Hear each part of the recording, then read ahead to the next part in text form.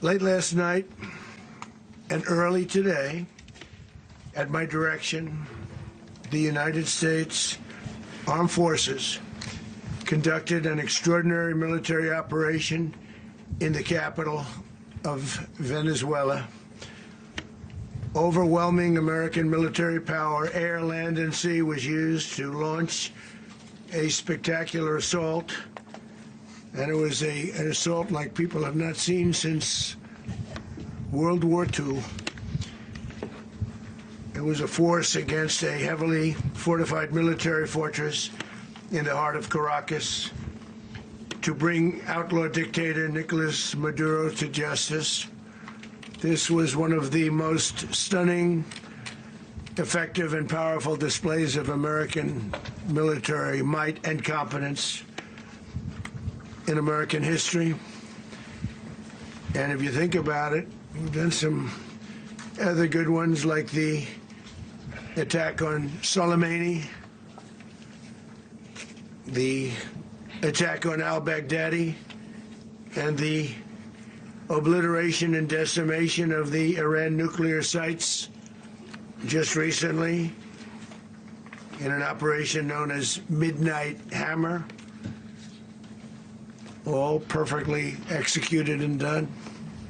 No nation in the world could achieve what America achieved yesterday, or frankly, in just a short period of time. All Venezuelan military capacities were rendered powerless as the men and women of our military, working with U.S. law enforcement, successfully captured Maduro in the dead of night. It was dark. The lights of Caracas were largely turned off due to a certain expertise that we have. It was dark and it was deadly. But captured along with his wife, Celia Flores, both of whom now face American justice. Maduro and Flores have been indicted in the Southern District of New York, it's Jay Clayton, for their campaign of deadly narco-terrorism against the United States and its citizens. I want to thank the men and women of our military who achieved such an extraordinary success overnight with breathtaking speed, power, precision, and competence. You rarely see anything like it. You've seen some raids in this country that didn't go so well. They were an embarrassment. If you look back to Afghanistan, or if you look back to the Jimmy Carter days, they were different days. We're a respected country again, like never before. These highly trained warriors, operating in collaboration with U.S. law enforcement, caught them in a very ready position. They were waiting for us. They knew we had many ships out in the sea, we're just sort of waiting. They knew we were coming. So they were in a ready, what's called a ready position. But they were completely overwhelmed and very quickly incapacitated.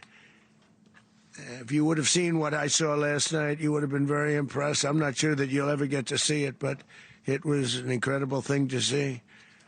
Not a single American service member was killed, and not a single piece of American equipment was lost.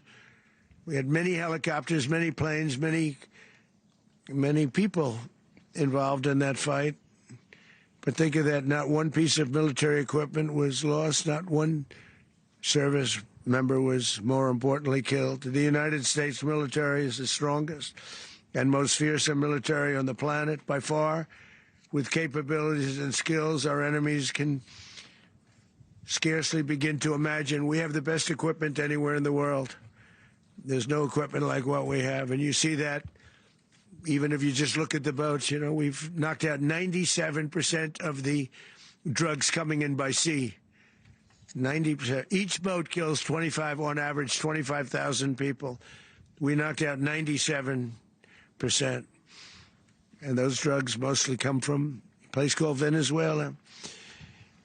We're going to run the country until such time as we can do a safe, proper, and judicious transition. So We don't want to be involved with having somebody else get in, and we have the same situation that we had for the last long period of years. Thank you for watching. Subscribe below and download our NewsNation app right now on your phone, and you will get fact-based, unbiased news for all Americans.